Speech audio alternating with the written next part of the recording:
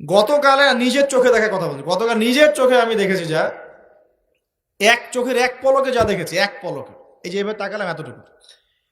আমরা আসছিলাম ওই যে পূর্বাচল দিয়ে মাহফিলে যাব, আমরা চাঁদপুর যাব, ওদিক দিয়ে বের হয়ে কোন জায়গাতে চলে গেছে আমি মানে বলতে লজ্জা পাচ্ছি, কিন্তু আপনাদেরকে বলি কারণ আপনারা এই শহরের বাসিন্দা এবং এই শহরের ভবিষ্যৎ আপনার হাতে, এই ঢাকা সিটির ভবিষ্যৎ আপনাদের হাতে না।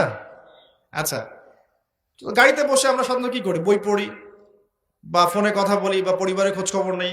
গাড়িতে বই পড়তে পড়তে চোখ লেগে যায় না অনেক সময়, তো চোখটাকে রেস্ট দেওয়ার জন্য জাস্ট একবার গ্লাসটা খুলে বাইরে তাকিয়েছি। পাশ দিয়ে একটা গাড়ি চলে গেল, একটা উবার টাইপের একটা গাড়ি চলে গেল, ড্রাইভার গাড়ি চালাচ্ছে। পিছনের সিটে, আপনার শহরের অবস্থা বলছি, পিছনের সিটে আমি দেখলাম যে একটা ছেলে এভাবে বসে আছে, আমি যেভাবে বসে আছি, আর একটা মেয়ে তার উপরে উঠে বসে আছে ওপেন রাস্তার মধ্যে। এটা আপনাদের শহর। আমি যে বলি যে কিয়ামতের যত সায়েন্সগুলো আছে, নিদর্শনগুলো, সেগুলো মোটামুটি প্রকাশ পেয়ে গেছে এই সব শহরগুলোতে, আপনারা তো বিশ্বাস করতে চান না। নবীজি এটার কথাই বলছিলেন হাদিসে যে কিয়ামত ততদিন পর্যন্ত হবে না যতদিন পর্যন্ত মানুষ গরু গাধার মতো রাস্তাঘাটে জেনা করবে না। স্পষ্ট হাদিস আছে, কিয়ামত ততদিন পর্যন্ত হবে না যতদিন পর্যন্ত মানুষ গাধার মতো রাস্তাঘাটে জেনা করবে না। এগুলো জেনা না? জেনা মানে কি শুধু ওই সেক্সুয়াল শারীরিক সম্পর্কই জেনা? দেখেন, ফ্ল্যাটে ফ্ল্যাটে জেনা হচ্ছে এখন, ফ্ল্যাটে ফ্ল্যাটে জেনা, মাদকদ্রব্য সেবন করছে, ধনির দুলাল, কোনো খবর নাই। একটা অসুস্থ প্রজন্ম তৈরি করছে আমরা, জানেন? এই প্রজন্মের ছেলেরা নাস্তা করে 12টা-1টার দিকে, দুপুরে এদের রাত হয় 12টা-1টা পর্যন্ত, ঘোরাফেরা করে, ফজরের নামাজের সময় ঘুমায়। ফজর নামাজটা পড়ে ঘুমায় না, কিন্তু ফজর নামাজের সময় ঘুমায়। উঠে দেখবেন 12টা-1টায় নাস্তা করে, 12টা-1টার দিকে। এরা সালাম দিতে লজ্জাবোধ করে, এরা সালাম দিলে লজ্জা পায়, পিতাকে সালাম দিতে লজ্জা পায়। হ্যাঁ, টাকটুর উপরে কাপড়, দাড়ি রাখা এদের কাছে মনে হয় ব্যাকডেটেড থিঙ্কিংস। হ্যাঁ, এরা এরা পাপকে পাপ মনে করে না, মাদককে এরা স্বাভাবিক মনে করে, জেনাটাকে স্বাভাবিক মনে করে। ফ্রি মিক্সিং, জেনাটা খুব স্বাভাবিক, বয়ফ্রেন্ড গার্লফ্রেন্ড খুব স্বাভাবিক বিষয়, ঠিক আছে? বাপের টাকা পয়সা থাকলে এগুলো নিয়ে বন্ধুদের সাথে মজ মাস্তি করাটাকে এটা ফ্যাশন মনে করে, টাকা উড়িয়ে দেখে ফ্যাশন মনে করে। ওই টাকা পয়সা কামাই করতে পিতাদের কত কষ্ট হয়েছে ওরা জানে না, পিতারা জানে।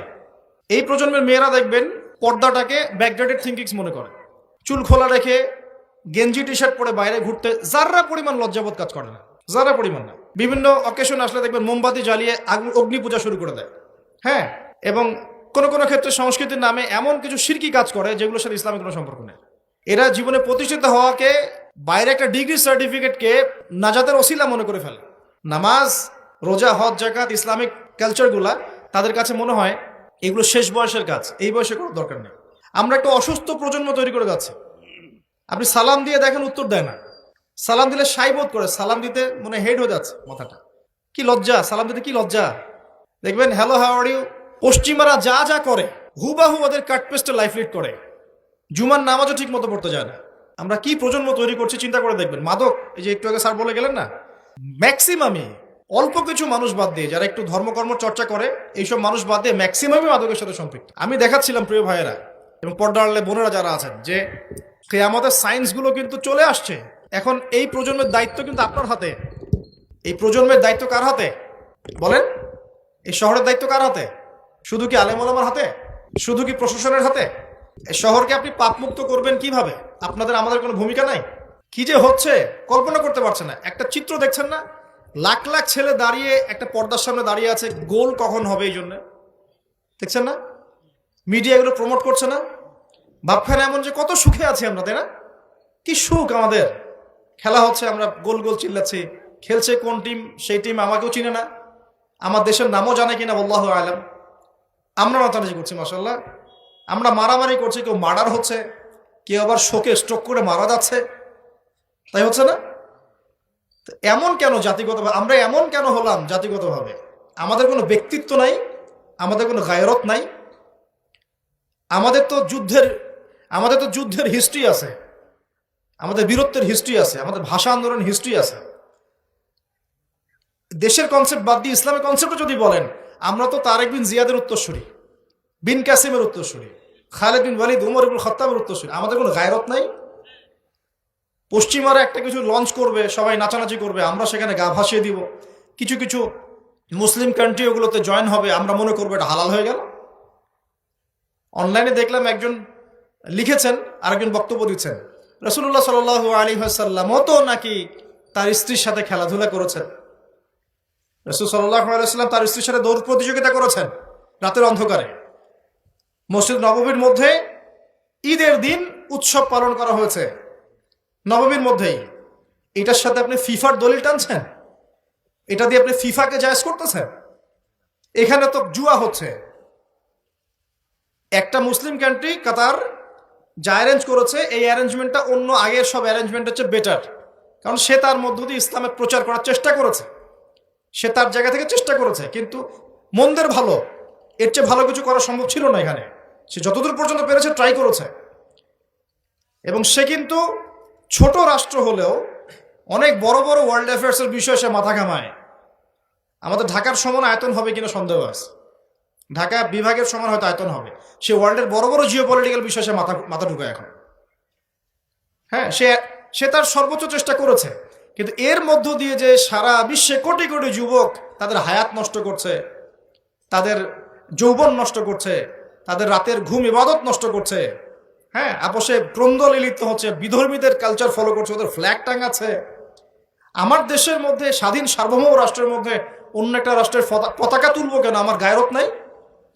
ওরা কি তাদের দেশে আমার পতাকা তোলে কিনা? আমাদের ব্যক্তিত্ব কোথায় চলে গেল? এগুলোকে আমরা টেকনিক্যালি আবার মিডিয়া দিয়ে জায়েজ করার চেষ্টা করছি, যে নবী সাল্লাল্লাহু আলাইহি ওয়াসাল্লাম তো দৌড় প্রতিযোগিতা করেছেন, হ্যাঁ, তারপরে মসজিদ নববীর মধ্যেও তো এরকম খেলাধুলা হয়েছে। এগুলো ছিল চিত্ত বিনোদনমূলক। যদি আমি একা একা সকালবেলা উঠে ফজরের নামাজের পরে এই মাঠটাকে 10 রাউন্ড দেই, এটা আমার জায়েজ না? না জায়েজ। এই খেলাকে কেন্দ্র করে তো জুয়ার আসর বসাতে পারবেন না আপনি। এটাকে কেন্দ্র করে তো সমকামিতা প্রমোট করতে পারবেন না। এটাকে কেন্দ্র করে আপনি lakh lakh billion billion dollar খরচ করতে পারবেন না তো। অথচ আপনার পাশেই প্রতিবেশী রাষ্ট্র ইয়েমেন না খেয়ে মারা যায়। আমাদের পাশেই মিডল ইস্টের পাশেই প্রতিবেশী রাষ্ট্র সিরিয়া না খেয়ে শিশুরা মারা যাচ্ছে। প্রতিবেশী না খেয়ে থাকে, আমি পেট ভরে খাই, আমি মুমিন নাকি? প্রতিবেশী না খেয়ে থাকে আর আমি পেট ভরে খাই, আমি কি মুমিন নাকি? আর সারা বিশ্ব এই দিকে মানুষকে ফোকাস করে রেখেছে। বিশ্বের একটা অংশ এই দিকে ফোকাস করে রেখে তাদের এজেন্ডাগুলো ঠিকই বাস্তবায়ন করছে না?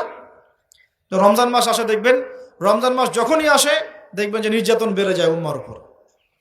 যে সময়ে উম্মার ইকোনমিক অবস্থা ভালো না, সামরিক অবস্থায় তাদের মুখোপেক্ষী হয়ে থাকতে হচ্ছে, যে সময় আমাদের ভিতরে পলিটিক্যাল বিরোধগুলো দেখা দিচ্ছে, আমরা ইউনাইটেড হতে পারছি না, যে সময় যুব সমাজরা মাদকে আসক্ত হয়ে আছে, পর্নোগ্রাফিতে আসক্ত হয়ে আছে, দিনের ইলম কালাম অর্জন করছে না, নামাজ ঠিক মতো পড়ছে না, কুরআন তেলাওয়াত করা শিখছে না, যে সময়ে ইভেন আলেম ওলামাদের মধ্যে ঐক্য দেখা যাচ্ছে না, যে সময়ের মধ্যে আমরা পরিবারগুলোর ভাঙন দেখতে পাচ্ছি, আমাদের পরবর্তী প্রজন্ম কোন পরিবেশে বড় হবে সেই নিশ্চয়তা দিতে পারি না, যে পরিবেশে একটা 5 বছরের ছোট্ট বাচ্চা আয়াতকে কেটে টুকরা টুকরা করে ফেলা হয়, এইখানে আমরা বসে বসে রং তামাশা দেখতেছি টিভির সামনে বসে। এই সমাজটা পরিবর্তনের দায়িত্ব আমাদের কারো ঘাড়েই নাই? শুধু কি পলিটিশিয়ানদের দায়িত্ব? শুধু কি প্রশাসনেরই দায়িত্ব? আমাদের সবাইকে নাকে তেল দিয়ে ঘুমানোর জন্য পৃথিবীতে আসছে? এই যুব সমাজ তো জানেই না, বোঝেই না ওদেরকে কি কারণে এই পৃথিবীতে পাঠানো হয়েছে। সে যে মুসলিম, তার যে দায়িত্ব কর্তব্য আছে, আল্লাহ পাক যে তাকে সৃষ্টি করেছেন তার ইবাদত করার জন্য এবং আল্লাহর জমিনে দিনটার প্রচার প্রসার ঘটানোর জন্য, তার কোনো ফিকির আছে? একটা পর্দার সামনে দাঁড়িয়ে সে আধা ঘন্টা, 1 ঘন্টা, 1.5 ঘন্টা সময় নষ্ট করে ফেললো, তার ফিজিক্যাল কোনো উপকারও কিন্তু নাই। আছে কি অবস্থা? মানে মিডিয়া যে কি প্রমোটটা করতেছে।